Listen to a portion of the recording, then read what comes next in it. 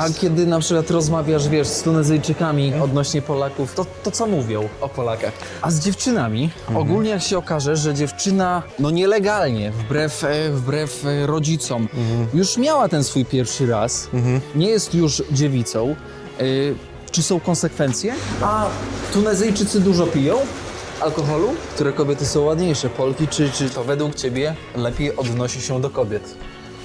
Mężczyźni z Tunezji czy mężczyźni z Polski?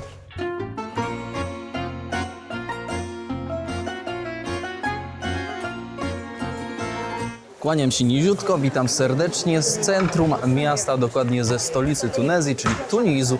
Moi drodzy, dzisiaj naszym gościem będzie człowiek, który pochodzi z małżeństwa polsko-tunezyjskiego o imieniu Malek.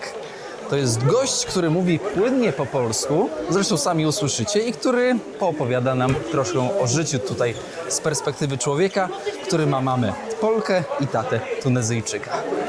Witamy serdecznie, Cześć Malku. Tomek, cześć, witam, zapraszam w Tunezji. Idziemy zwiedzać, ale na wstępie już, Malek, chciałem powiedzieć, że ten twój język polski zasługuje na ogromny szacunek Dziękuję. i pochwałę, ponieważ kto uczył? Mama czy z internetu gdzieś? Mama. Nie, z internetu w ogóle. Mama nauczyła nas wszystko.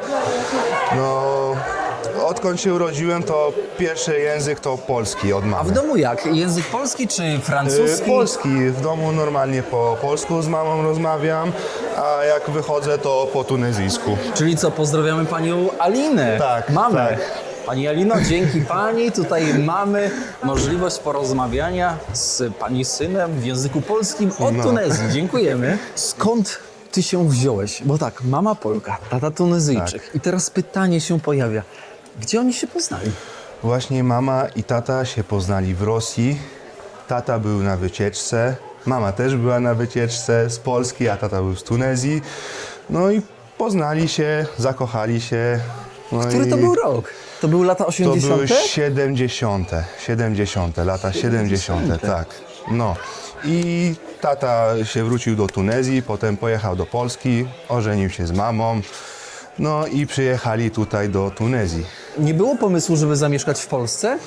Od razu był taki pomysł, że okej, Tunezja i tutaj prowadzimy całe życie. Bo tata nie umiał po polsku rozmawiać. Tutaj przyjechali, zaczęli tutaj ojciec miał pracę, właśnie był złotnikiem. Tu zaczął pracować tutaj w tych sukach. Tak się zaczęło życie tutaj. Ty również tutaj się wychowałeś? Tutaj Tak, uczyłem dorastałeś? się tutaj, uczyłem się. Czyli w Tunezji pobierałeś nauki, skończyłeś podstawówkę, tutaj też jest podstawówka, gimnazjum Tak, gimnazjum i potem liceum. i potem liceum, Tak. później jakaś szkoła wyższa też chyba, co? Potem jest matura, po maturze to Idziesz na uniwersytet. tak, na uniwersytet. Jak to jest na uniwersytet się dostać? Ciężko, prosto, każdy się dostaje, droga sprawa, jeżeli chodzi o bycie na uniwersytecie, czy może darmowy? Tutaj raczej są darmowe uniwersytety z państwa. Matura nie jest taka trudna, znaczy łatwiej niż w Europie.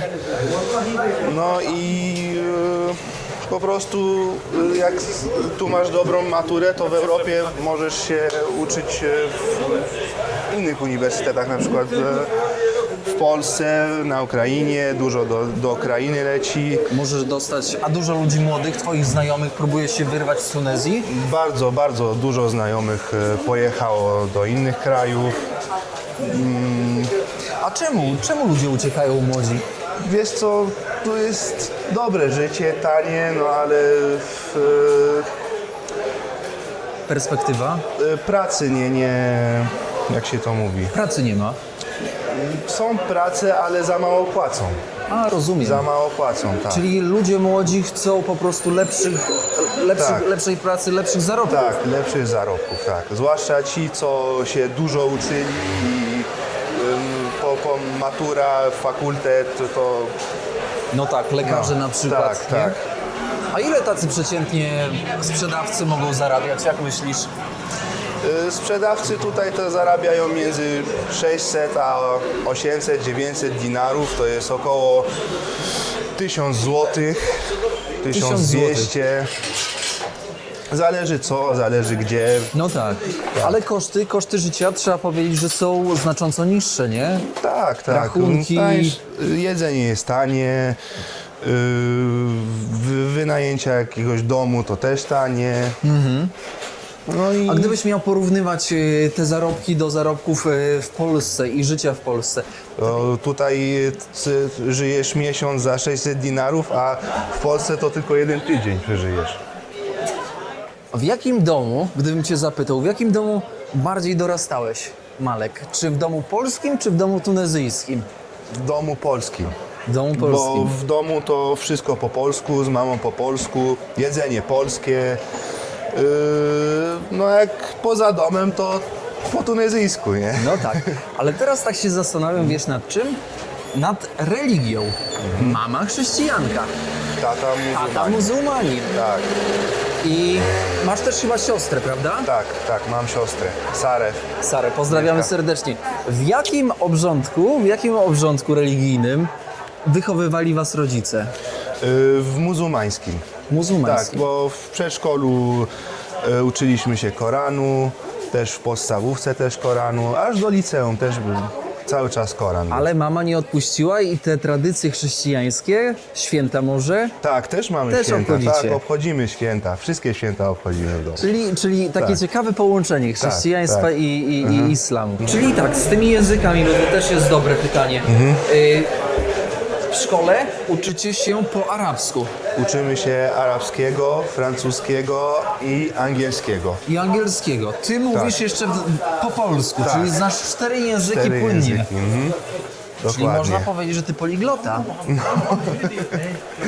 Naprawdę. No.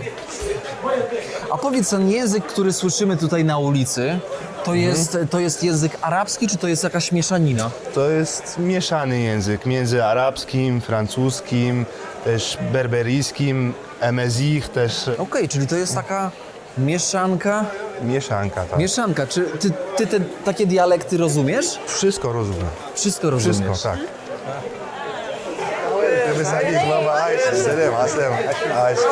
Malek, czy ty kiedykolwiek czułeś się zagubiony między dwoma kulturami?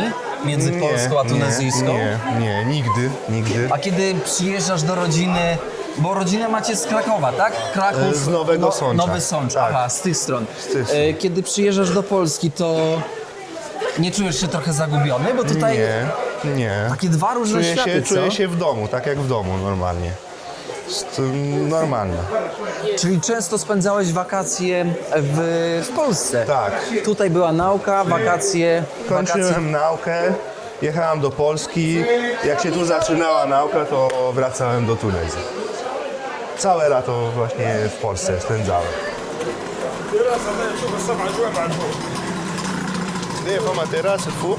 هي دار البي هذه تابعة الصناعات ولا تو مجمع الصناعات. Czyżby kolega nas والعام يعملوا chciał أسبوع. wciągnąć اليوم do jakiegoś swego لا sklepu? ولا مريتها انا ما زلت كي جيت وديجا راني نوري فيه شويه انا هذه سواق وكل دار البي هذه كان نسكن فيها This building, King Palace. Okej, dobrze. In 1956, Tunisian became 1956. independence. The Independence. Conformation South Government Store. Okej, słuchajcie, jesteśmy w domu Beja. Dom Beja to nic innego jak dom wysoko postawionego urzędnika, Salam gubernatora na alaikum. przykład, wysoko postawionego wojskowego, Prezydenci z całego prezydenci, świata. którzy przyjeżdżali z całego świata. Czy często się zdarza, że przychodzisz do takich miejsc? Nie, rzadko kiedy. Ale złapał nas po prostu tak, wiesz, Tak. tutaj w Medinie, tak znienacka mówi, dawaj, tutaj z nami musisz. Czy możemy wejść, zobaczyć tam na górę? تفضلوا من أخوي. Podejdźmy sobie, zobaczmy na górę, bo to, To jest trzeba mozaika zaznaczyć. tutaj. Trzeba zaznaczyć, to jest dość. Macie u siebie w domu taką mozaikę? Tak, mamy taką. A widzisz, no tak, ceramika, mozaiki różne. Dobra, zupa z bobra. Jeszcze lepsze. Ceramic 300 years old. Ceramic. 300 lat ceramika, proszę. Zobaczcie, wejdźmy sobie do góry, bo to jest dom, moi drodzy, osób zamożnych w tamtym czasie, więc też bardzo często zobaczymy rzeczy, których nie zobaczymy w takim zwykłym domostwie.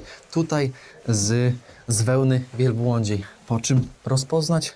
po dotyku. Zobaczcie, że jest taki mniej przyjemny w dotyku, ale wytrzymały.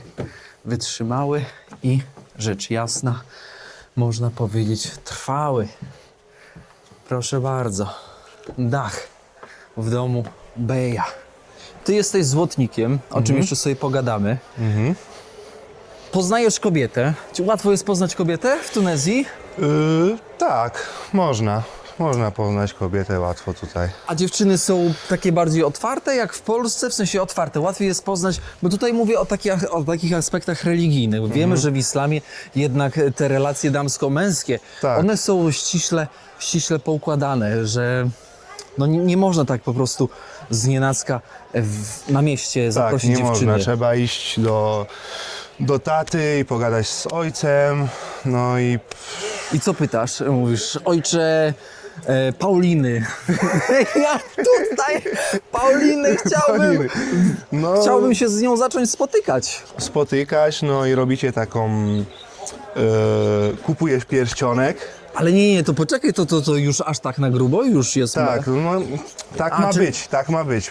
Czyli nie ma takiego spotykania się, coś w stylu, wiesz, że na początku się poznajecie przez Tak, rok. to się poznajecie się, ale tak, żeby już z nią wychodzić i spotykać, to trzeba pogadać z ojcem. To jest taka jakby zaręczyna, nie? Tak już oficjalnie? Tak, oficjalnie, przed ślubem. To jest, jak się to mówi? Zaręczyny przed ślubem, no takie zobowiązanie. Tak. Takie zobowiązanie. Czyli jak do kina, to już trzeba mieć pierścionek. Tak. No, kupuje się pierścionek, idzie się do ojca, mówi się, że chce twoją córkę, bla, bla, bla, bla, bla. I on mówi tak i... No i możecie się spotykać. Możecie się spotykać, czyli co, ogólnie w Polsce trochę łatwiej, co? W Polsce Żadnych to bardzo łatwiej. No. pierścionków nie trzeba. Nie trzeba. Nie W trzeba Polsce to od razu ślub. Po prostu od razu ślub. Nie trzeba się denerwować, co do ojca No przychodzić i nie pytać. trzeba wydawać. I wydawać pieniędzy Tak, niepotrzebnie, co? tak, no. No też takiego pierścionka nie dasz byle jakiego. No tak, musi być złoty. No bo inaczej ojciec pogoni. Tak. Im więcej jest pierścionek warty, tym więcej ojciec się jej cieszy, nie?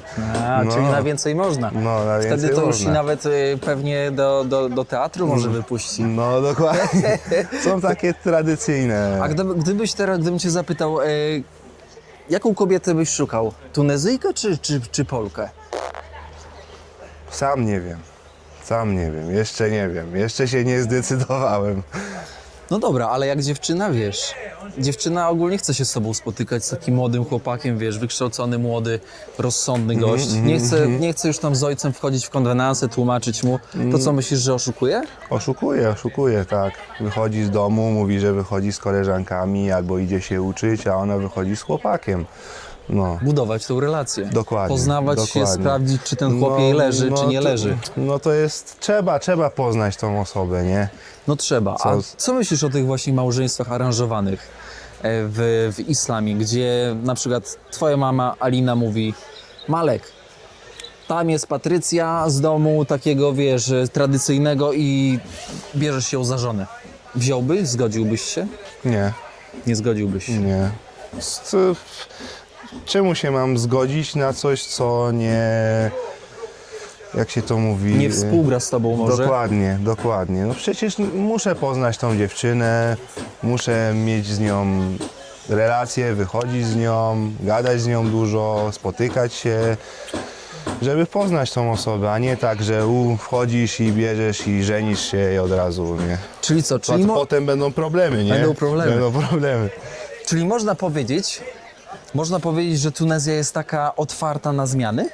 Jest taka, Pół na pół, pół na pół. Taka nowoczesna, taka staje się nowoczesna względem tak, Algierii tak. czy Libii. Tak, ale jeszcze ta religia tutaj tak jest i są te tradycje i ludzie respektują te tradycje religijne wszystkie no i po prostu nie można uciec od religii, nie?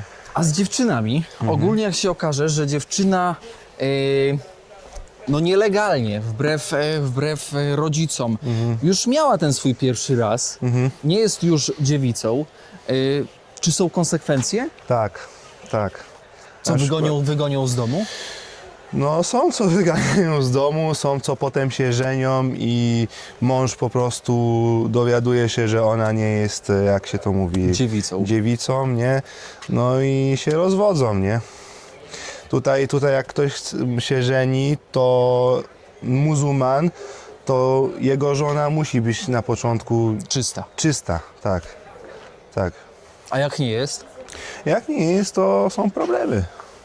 Po prostu się rozwodzą i są... A co z mężczyznami? Bo teraz kobiety, które oglądają odcinek, mężczyzna też musi być czysty chyba, czy nie? W sensie... Musi być, tak, też musi być czysty, no ale są tam takie, no. 20% discount. Because our price shipped included. Not cover. 20%. All the carpet I have the guarantees. Arabowie bardzo dobrze sprzedają. Bardzo Tak, dobrze tak. sprzedają i to widać. Ciężko ci negocjować, jak handlujesz złotem? Czy ciężko jest ogólnie handlować z Wiesz z co, Tunezyjczykami? teraz to jest ciężko bardzo, bo bardzo złoto poszło do góry. No i każdy chce za mniej kupić, nie? Każdy chce przecenę, każdy chce rabacik, Zarobić. no to jest troszkę trudno, nie? Ale Tunezyjczycy, zobacz jako ten gość mówi, 20% masz zniżki, masz wysyłkę już w cenie dywanu. Ale zapytajmy tego pana, ile ten dywan będzie kosztować? Okej. قديش الأسوية متاع Ten duży. هذا موثوق هو منين هو؟ W dolarach. بالدولار بالدولار هذا يا خويا موثوق حتى لبلاده كله علينا احنا لاسيرونس Z dostawą. كله علينا احنا $750 750 dolców. 750 dolców, to za taki, with you 20% discount. za taki dywan, no to tutaj To przeżyje jest 3-4 bardzo miesiące. dużo. No, bardzo dużo. Bardzo dużo, nie? Bardzo dużo. 3-4 miesiące za dywan. Aladyna można przeżyć. Smaller shipped included. Co ludzie z Tunezji powinni by przywieźć, bo jesteśmy akurat w takim sklepie z pamiątkami, to no co tu najczęściej? są. Ale nie są to jakieś takie pierdołki? W sensie, a coś to takiego są- bardziej nie są takie. oryginalnego, Już ci żeby, pokażę, tu na przykład... żeby przywieźć, żeby jak ktoś przywieźć. przyjedzie do Tunezji, to co tutaj ten? Darbuki kupują. Darbuki, żeby sobie pograć? Darbuki, tak. Dobrze. No, na pamiątkę. Te takie drzwi tutaj. Co one oznaczają? Bo one często są, to jest coś chyba związanego z religią, co? Nie, to nie jest związanego z religią, ale tutaj mamy dużo takich drzwi. Ceramika chyba też jest taka dość Tak, charakterystyczna, tak, nie? tu są takie ceramiki właśnie. Zobacz, jakie piękne. Uważasz, że to chińskie, czy to jednak tutaj takie To są robione? takie tradycyjne tunezyjskie. Tutaj robione, Tak. nie? Bo często jest tak, że w takich miejscach turystycznych niestety ta chińszczyzna może zabrać. A takie rzeczy skórzane w twoim Dużo domu się mamy przewijają? skórzanych. Takie kapcie jakieś skórzane, takie rzeczy? No, Kapciuchy? wiesz co, kupują ludzie na pamiątkę takie, ale... A w domu mama Alina ma takie kapciochy? Nie mamy takich. Czyli to nie jednak mamy. dla Są- turystów Tak, bardziej, dla co? turystów, tradycyjne takie. Wiesz co, ubierają takie rzeczy też na święta, gdzie są na przykład, tu są, ale to są dla są jakieś takie bluzki dla kobiet, nie? Dla No. kobiet, ale też są takie dla mężczyzn, takie długie bluzy i to ubierają z tymi klapkami i też z szyją tą czerwoną taką. Czyli takie taką. odświętne. Tak, Odświętne. tak. Salam alaikum. Jesteśmy na tym, na alejce złota. Salam alejkum. Alejka złota, tutaj nasz bohater robi interesy. Salam alejkum. Możemy sobie wejść? Zobaczcie, jakie tutaj złote pierścienie. Sales mój sabor. Przychodzisz sobie tutaj, wiesz, chcesz kupić dla swojej piękności pierścionek, żeby Tak, pójść do ojca, żeby w końcu do kina wyjść, nie? Jaką ci rzuca cenę? W sensie, załóżmy, że pierścionek kosztuje 100 dolców. To ile wyjściowo ci wyższą rzuci? Dla mnie, tak, cena dla mnie, no to tak za 80 dolców. 80. Tak, A tak dla mnie? więcej. No to za 100. Za 100 pójdzie, No, albo za i 100. więcej, nie? Trzeba Tak, targować. Zależy od czy złoto poszło do góry, czy mniej teraz. Zawsze trzeba targować, bo zawsze będzie tak, że przychodzisz i z miejsca dostajesz dobrą cenę, czy zawsze trzeba targować? Nie, trzeba targować. Zawsze. Zawsze. Zwłaszcza tutaj w Tunezji. Idziemy? Trzeba chodzić. Okej, idziemy. C'est Abdelaziz. Merci beaucoup. Okej. A czy czasami bywa tak, że Jak ktoś Robi przyjeżdża pan do Tunezji, to może się okazać, że ten pierścionek nie jest złoty, że to jest tombak, że to jest podróba? Tak. Może tak być? Może. Trzeba uważać. bardzo uważać. Tak. Trzeba bardzo uważać i musisz, jak kupujesz pierścionek, to żeby po tym, co ten, który ci sprzedaje, to musisz mu powiedzieć, żeby ci tam dał fakturę na przykład i żeby ci, jak się to mówi, Poświadczył, że sprzedał ci prawdziwe złoto, test, nie? tak, test. Test. Oryginalności. Tak, oryginalny. Twój tata był złotnikiem, sprzedawał, kupował złoto. Tak. Odziedziczyłeś to po ojcu. Od niego, po ojcu, tak. I można wyżyć ze sprzedaży z kupna złota dziś w Tunezji? Tak, można, tak. Kiedyś Zwłaszcza było- z kupna. Kiedyś było lepiej, czy teraz jest lepiej? Kiedyś było lepiej, bo było tańsze złoto. Teraz bardzo poszło do góry. I teraz się zarabia więcej na kupnie złota. Kupujesz taniej, drożej sprzedajesz. Tak, dokładnie. Kupuję taniej, drożej sprzedaję. Czyli złoto jest teraz naprawdę dla zamożnych, co? Tak, jest bardzo drogie teraz złoto. I coraz szybciej drożeje. Czyli jak teraz do ojca przyjść z jakimś takim tanim pierścionkiem złotym, jak złoto drogie, ojciec spojrzy, powie, no co ty, Malek, toż to za tanie. Z czym do ludzi? No tutaj widać, że zamknięte są sklepy przez ten kryzys ostatni. A w Tunezji można powiedzieć, że jest kryzys ekonomiczny? tak, jest Bo kryzys. te sklepy się zamykają, bo po Tak, prostu nie tutaj wszystkie były sklepy otwarte normalnie i były złoto po prostu tu było. Dużo złota. Dużo złota, tak. Tutaj też ten. Czyli co, z roku na rok w Tunezji Zobacz jest jak tu jest już ciemno, nie? Tu wszystkie sklepy zamknięte. Tutaj zamykane. I było, co ci ludzie robią w takiej sytuacji? sprzedają złoto swoje, no i szukają innego biznesu, żeby zarobić, żeby żyć. Przeżyć, żeby żyć. Tak, żeby żyć. W perspektywie 5 lat ostatnich duży wzrost cen żywności, duży wzrost cen, kosztów życia, Tak jak energii, na całym wody. świecie. Poszło? Tak jak na całym. Odczuwalnie. Poszło. A wypłaty stoją. Stoją, nie poszły do góry. To jest ten problem. Właśnie, że wszystko drożeje, a wypłaty to samo. Umówiłeś się tam z człowiekiem, który kupił od ciebie sklep Tak. i powiedział, że będzie za ile tam? Za 10-15 Tak, minut. za 10-15 minut, ale jak ktoś mówi tutaj za 10-15 minut, to znaczy pół godziny, No tak. 35 minut. Czyli trzeba wziąć margines. Tak. I trzeba się nie denerwować. A denerwujesz się ogólnie? Nie. Okej, Na luz. czyli jest taka tunezyjska część ciebie, która się nie denerwuje i polska część ciebie, która się nie spóźnia, bo się nie ja spóźniłeś. nie lubię jak ktoś się spóźnia, ale już się dostosowałem do tego tutaj, więc to mi już nic nie rusza, nie? Czy tutaj w Tunizie albo gdzieś tutaj w Tunezji jest duża społeczność polska? Tak, jest sporo Polaków, co mieszkają tutaj. W ostatnie lata też dużo turystów przyjeżdża do Polski, więc jest tu sporo Polaków, jest. A kiedy na przykład rozmawiasz, z Tunezyjczykami odnośnie Polaków i to co mówią o Polakach? Że bardzo dużo piją. Strasznie dużo piją. Że alkoholu, wódki. Alkoholu, tak, wódki, piwa, wszystko. Widzicie, PRL odcisnął piętno na postrzeganiu Polaków. Dementuje, to już nieprawda. A Tunezyjczycy dużo piją alkoholu? Tak, piją też dużo alkoholu. O, Piją. widzisz. Czyli tutaj Też nie musiałeś się... muzułmański kraj, ale piją dużo, bardzo dużo piją. No. Bardziej piwo, czy coś mocniejszego? Piwo, raczej piwo, bo jest tanie piwo i jest dobre piwo tutaj. A wódki... Ale tutaj robią w Tunezji to piwo? Tak, robimy tutaj w piwo. Wódki, te takie whisky to są bardzo drogie. Melek, tak sobie myślę. Mentalność polsko-tunezyjska albo między Polakami a Tunezyjczykami. Jakieś różnice? Wielka różnica. Wielka różnica. Wielka różnica. Ryzyko, kto więcej ryzykuje? Tunezyjczycy. Kto jest bardziej oszczędny? Polacy. Polacy. Kto jest bardziej sfokusowany na przyszłość na zarabianie pieniędzy? Polacy. Polacy. Kto lepiej planuje, Tunezyjczycy czy Polacy? Ale co planuje na przykład? Życie, wydatki.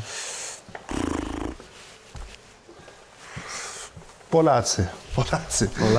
Kto jest bardziej tradycyjny? Tunezyjczycy. Tak kulturowo i religijnie. Tunezyjczycy mówisz? Tak. Kto według ciebie lepiej odnosi się do kobiet? Mężczyźni z Tunezji czy mężczyźni z Polski? Mężczyźni z Tunezji. Z Tunezji. Tunezji, no. Czyli Polacy, bądźcie czujni. No. Może warto się poprawić. No dobra, to które kobiety są ładniejsze? Polki czy... Polki. Kochane Kochane Polki. Polki. A które kobiety są bardziej wybuchowe? Polki czy Tunezyjki? Wybuchowe, wiesz, takie emocjonalne. Tunezyjki. Krzyczą dużo. Tunezyjki. Tunezyjki. Tak. Polki są raczej takie kalma, na spokojnie. Wszystko będzie dobrze, Wszystko inszallah. będzie dobrze, tak. Jak myślisz, mama Alina by chciała mieć jako twoją żonę Polkę czy Tunezyjkę? Ja myślę, że raczej Polkę. Polkę. Tak. Pani Alino, pozdrawiamy. Pracujemy tutaj nad synem. No. Widzę tutaj dowód osobisty z Polski. Mamy Tu jest polski. polski, a tu jest tunezyjski. Polski znamy, ale co tu jest napisane? Tu jest napisane moje nazwisko, imię, Bin Sheker, Bin Chmais, syn Shakera, syn Chemaisa. Shaker to jest mój ojciec, a Chemais to jest mój dziadek. Tu jestem, kiedy jestem urodzony. 2001 Tak, rok. gdzie? Dobra. A z tyłu tutaj A z tyłu mamy też masz napisane... imię i nazwisko mamy. No. Yy, I to, czym się zajmujesz chyba, tak, nie? tu jest napisane, czym się zajmuję. I tutaj jest napisane adres, gdzie mieszkam. Jasne, czyli tutaj masz jako I tu jest sprzedawca, handlarz... odciski palców też jest. W polskim to Takich rzeczy nie ma. Ale to z tym, czym się zajmujesz, to jest ciekawe, co? Policjant od razu widzi i od razu, wiesz, wie z kim ma do czynienia, tak. nie? A na przykład jak tutaj nie masz pracy, to nie możesz dowodu osobistego zrobić. O! Tak, musisz mieć pracę i musisz mieć kartkę, że pracujesz, albo że się uczysz na przykład. Aha, I tą kartką robisz ten dowód osobisty. a jeżeli ktoś na przykład nosi miga od roboty, to co, nie ma dowodu osobistego? Czyli nie może się zameldować? Tak. Czyli dużo ma problemów. Czyli obywatel, który nie pracuje, jest niepotrzebny. Tak, niepotrzebny. Do widzenia. Do widzenia, no Do dokładnie. widzenia, nie potrzebujemy cię. Tak jak moi drodzy w PRL-u. W Polsce.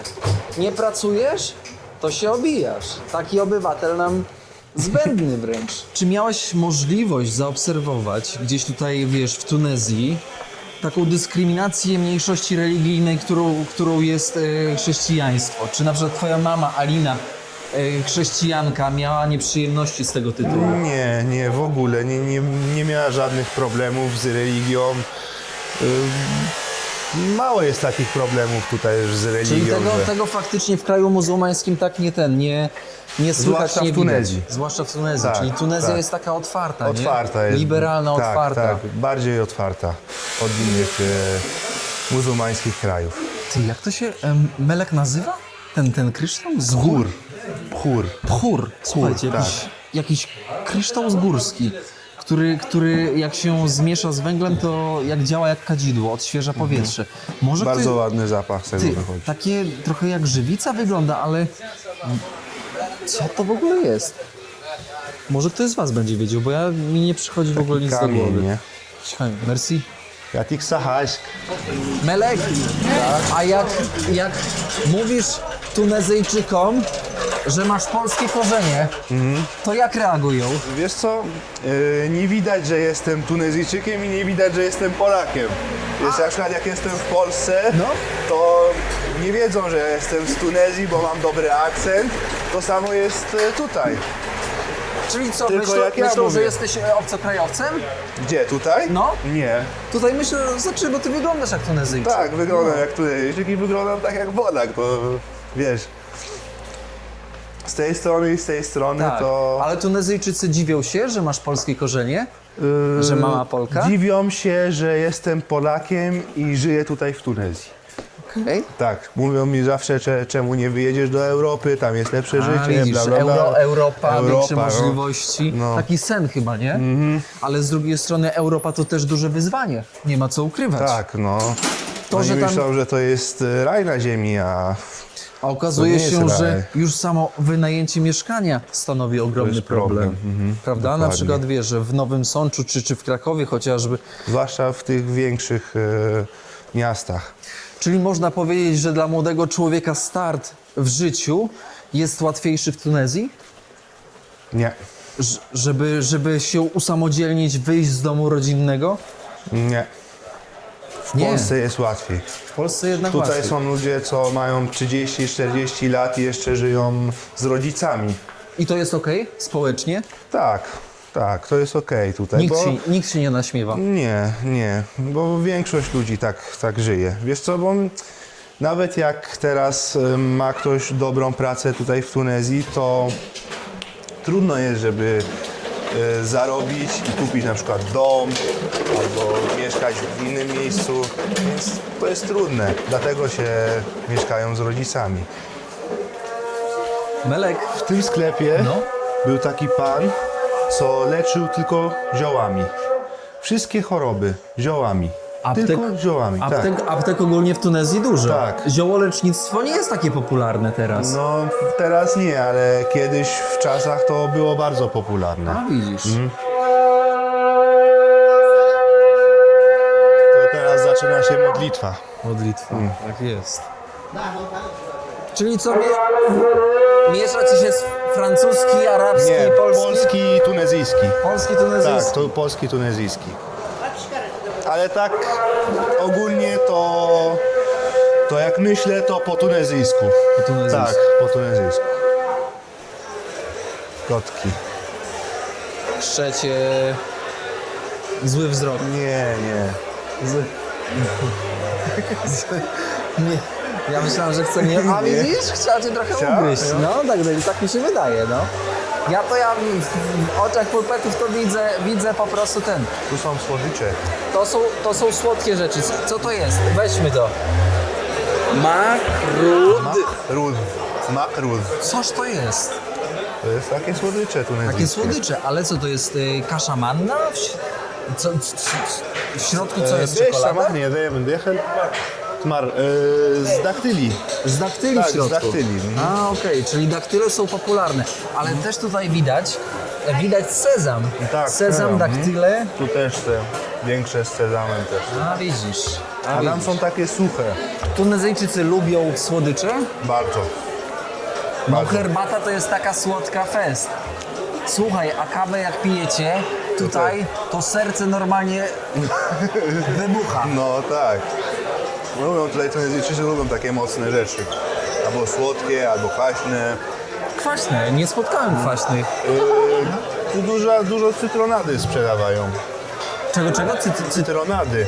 Czyli taki lemoniada taka. Tak, lemoniada. To się nazywa cytronada tutaj u nas. To jak to się nazywa? Uszy prawnika. Uszy prawnika. Udninu kadi. Udnimo kali. Udninu kadi. Dzień dobry. Udninu kadi. Udnin to są uszy, kadi to jest prawnik. Dzień dobry, poproszę kilogram uszów prawnika. Masz takie nakrycie głowy, bo to jest chyba takie tradycyjne nakrycie głowy, co? Tak. Mam takie. Masz, a nakładasz faktycznie Nie. Takie na dekorację. jako dekorację, a młodzi ludzie uciekają od tradycji na rzecz nowoczesnego stylu Są bycia. tradycyjne rzeczy. Proszę bardzo. Traditional Oje, model, traditional model of Tunisia. proszę bardzo, jest. Only Proszę take a bardzo. visit, brother. Jest Tunezyjczyk w pełnej okrasie. A tutaj mamy co? I will give Mamy it to you right now, the jalaba. Tunsi, ja nie Eh, Tunsi. مرحبا بك. No, مسيش مسيش الكاميرات تصوروا كملوا معي. صور. pięknie, czyli tutaj te stroje to nie są męskie, to są damskie, To są co? damskie, tak. To są męskie. A to jest czalaba, Dżyba. dżiba. Żyba. A, dżiba, czyli jak idziesz na wesele, to tą dżibę nakładasz? Tak, dużo ludzi nakładał. Na wesele albo co tam, na urodziny? Na urodziny, jak się samachnie? Pycha barka? Pycha. Ale ty jak, يرحب والديك ty jak teraz, a widzisz, tutaj się tym ciastkiem objada. No. A ty jak teraz idziesz, wiesz, na jakąś uroczystość, to ubierasz się tak? تونيزيان ستايل Ja to tak naprawdę ja to pierwszy raz ubieram w życiu. O proszę, czyli jednak taki nowoczesny styl życia, co? 100% تونيزيان A, nice. لا جبه ولا شاشيه Żyba i szeszyja. Okej, traditional. traditional model of Tunisia 100%. Tutaj w takim stylu powiedziałbym oldschoolowym, co?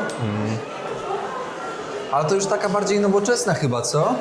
Nie, to nie jest nowoczesna. Stara. Zobacz, jak ludzie normalnie siedzą tutaj. Sobie siedzą, co? Salam alejkum. jest O, ładnie. widzę tutaj z widokiem na minaret. Kiedy bym cię zapytał, gdzie widzisz się za 10 lat? Czy to będzie Tunezja, Polska, a może jakiś inny kraj? Myślę, że jakiś inny kraj, ale jeszcze nie wiadomo. Nie myślałem o tym jeszcze. No ale tam, gdzie mnie życie weźmie, to To pójdziesz. pójdę. Pójdę. Nowa praca na horyzoncie. Praca z Tak. turystami, praca prawdopodobnie z Polakami. Z Polakami, tak. Dużo Polaków tutaj przyjeżdża do Tunezji w ostatnie lata. No i zapraszam wszystkich Polaków do Tunezji. Tak jest. Będziesz przewodnikiem? Tak, będę przewodnikiem. Będziesz jeździł z turystami w różne Dokładnie, części tak, Tunezji, tak. pokazywał, Sahara, opowiadał. Kartagina, Medina, Super. wszystko, całą Tunezję. Czyli będą mogli cię widzowie Tak, spotkać. tak, zapraszam serdecznie. Wypytujcie o Melka, o Polako-Tunezyjczyka tutaj właśnie w Tunezji. Tak. I co? I pozdrówcie ode mnie, jak będziecie to oglądać w przyszłości, albo jak przyjedziecie właśnie, pozdrówcie. Zapraszam, zapraszam. Piękna Tunezja jest. Melek, będziemy kończyć odcinek. Bardzo dziękuję, ściskam Nie rękę. ma za co. Dziękuję Bardzo bardzo za mi miło. wspaniałą, inspirującą rozmowę, która odkryła dużą, że tak powiem, dawkę tunezyjskich informacji przede mną i przed widzami. Tak. Melek, czego mogę Ci życzyć? Życzę Ci, żeby Twoje życie płynęło jak najlepszym prądem, żebyś odnalazł swoje miejsce, poznał wspaniałą kobietę, czy to Polkę, czy Tunezyjkę, czy może z innej kultury, bądź nie wiadomo, innego nie kraju. wiadomo, nie wiadomo. Kłaniam się nisko. Dziękuję, Czy masz jeszcze jakieś ogólnie No słowa? tak, mam kilka słów. Zapraszam wszystkich Polaków do Tunezji. Jest tu bezpiecznie, ładnie. Wszystko tu mamy, po prostu Czekamy na Was. czekamy na Was, czekamy na Was. To jest prawda, moi drodzy. Potwierdzam, że Tunezja jest naprawdę, pomimo że jest turystycznym krajem, to jest wciąż bardzo gościnnym i serdecznym. Raz jeszcze ściskam rękę. Pozdrów mamę Alinę. Dziękuję. Pozdrów koniecznie swoje rodzeństwo, które mieszka w Polsce. Tak, mam siostrę w Polsce, mam brata też w Wiedniu. Całuję ich bardzo, pozdrawiam i kocham całą rodzinę. Pozdrawiamy serdecznie. Czołem. Szanowni Państwo, bardzo dziękujemy Melekowi za wywiad, za rozmowę. Zostawcie mu miłe słowo, ponieważ Melek po raz pierwszy występował przed kamerą. No i dajcie znać w komentarzach, jak mu poszło i czy byliście, a może będziecie jeszcze w Tunezji, więc jeśli spotkacie Melka, to koniecznie go ode mnie pozdrówcie również. Pod opisem odcinka znajdziecie kontakt tutaj do naszego bohatera. Znajdziecie tam Instagrama, tak jest? Instagram, E-maila. e-maila. I oczywiście, jeżeli będziecie chcieli odwiedzić Tunezję, bądź macie jakieś pytania, tylko nie o kuskus, jak się gotuje kuskus, tylko jakieś bardziej, powiedziałbym, złożone pytania, to możecie do naszego bohatera śmiało uderzać. Możecie do niego napisać o wycieczkę, możecie do niego napisać o wszystko. Może nawet jak teraz będzie pracować w firmie turystycznej, to pomoże Wam zorganizować cały wyjazd i dopiąć i być Waszym przewodnikiem, więc pod odcinkiem w opisie. Tylko nie kuskus. Lajkujcie, subskrybujcie. Łapeczka, subskrypcja. Widzowie wiedzą, że i podanie odcinka dalej. Bez tego ani rusz. Bez tego sandały nie działają. Bez tego muezin nie zaczyna modlitwy w ogóle nawet.